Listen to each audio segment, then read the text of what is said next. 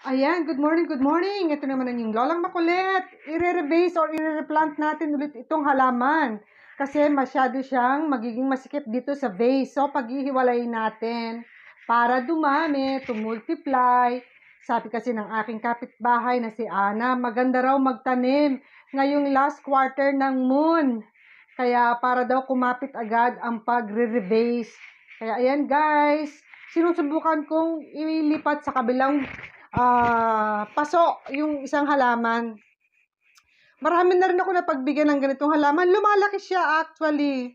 Kaya dito ko muna siya sa baba nilalagay. Pag malaki na, iaakyat ulit.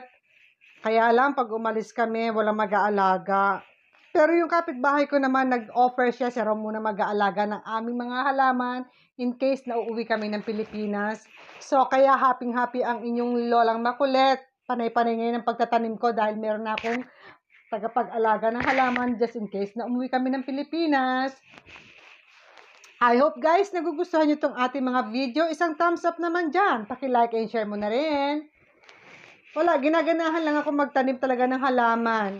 Diyos ko Lord naman, para mo na akong kukunin dyan sa sinag ng araw. Huwag muna. At napakabata ko pa. Saka na, yung munang iba, huwag ako.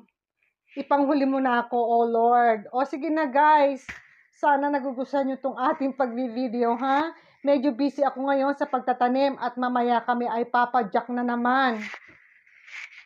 Kaya ito muna ang ating ginagawa ngayon in case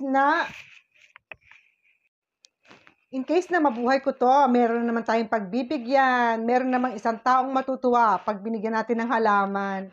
Ayan, kasama ko si Fabi dyan magtanim. Kaming dalawa ang nagre-revase. Nagtutulungan kami magtanim. Mahilig kaming pareho sa halaman. Yung nga lang halaman ang walang hilig sa amin. Joke, joke.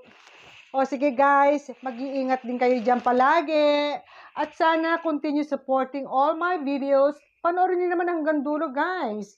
Para naman magkaroon tayo ng magandang result sa ating engagement. O paano? So hanggang dito na lang. What else can I say? See you on my next video. So, bye-bye for now and keep safe everyone. Ingat-ingat. O ayan, ganado talaga sa pagtatanim ang inyong lola. Buti hindi kita ang tiyan ko dyan. Ayan si lola, nakita mo. O sige na nga, bye-bye na. Nayusan pa ako ng buhok. Salamat sa panonood. Hanggang sa susunod. Ciao, ciao!